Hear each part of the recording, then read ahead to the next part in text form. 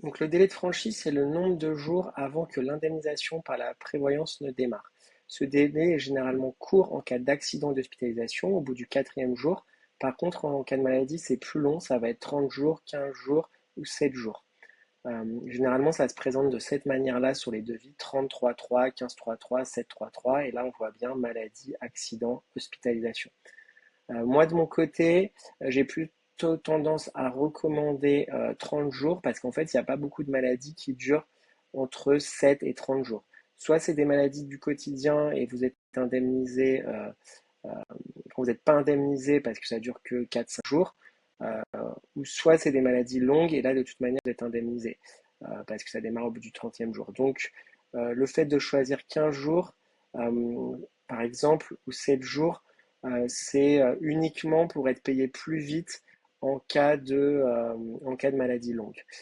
Et comme il y a aussi en parallèle la Sécu, bah, ça fait pas forcément un gros, enfin c'est pas forcément extrêmement intéressant, alors que je vais vous montrer après la différence de prix est conséquente. Le seul cas où ça peut être intéressant de prendre une franchise courte, c'est pour tout ce qui concerne la grossesse pathologique, parce que pour le coup c'est considéré comme une maladie et ça dure souvent entre 15 jours et un mois et demi. Donc, et comme il y a plus de chances d'avoir d'arrêt de travail à ce moment-là, pour le coup, pour les personnes qui veulent avoir des enfants, je conseille plutôt 15 jours.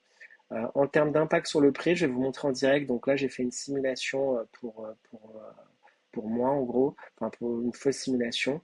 Et donc là, on est à 93 euros pour la franchise 30 jours. Et si je passe à 15 jours, on passe à 100 euros.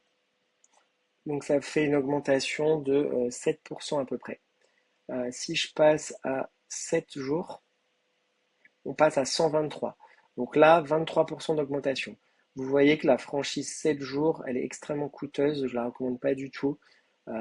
Autant 30 jours, 15 jours, ça va, autant passer à 7 jours, c'est extrêmement cher. Et donc là, je vous montre un autre cas plutôt sur un contrat pour des médecins. Celui d'avant, c'était pour un TNS ou un auto-entrepreneur consultant. Là, j'ai fait pour un médecin. Donc là, un contrat qui a 167 euros avec 30 jours de franchise. Si je passe à 15 jours, donc si je passe à 15 jours, ça passe à 185, donc ça fait 11% de hausse. Sachant qu'il y a pas mal de contrats, on ne peut pas mettre 7 jours, c'est par exemple le cas ici. À noter qu'il y a certains contrats qui proposent aussi la franchise 60 jours. Par exemple, pour des avocats, ça peut être parfois intéressant, ou pour des personnes qui ont de la trésorerie.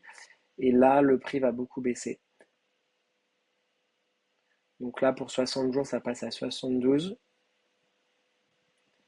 Et pour 90, ça passe à 68.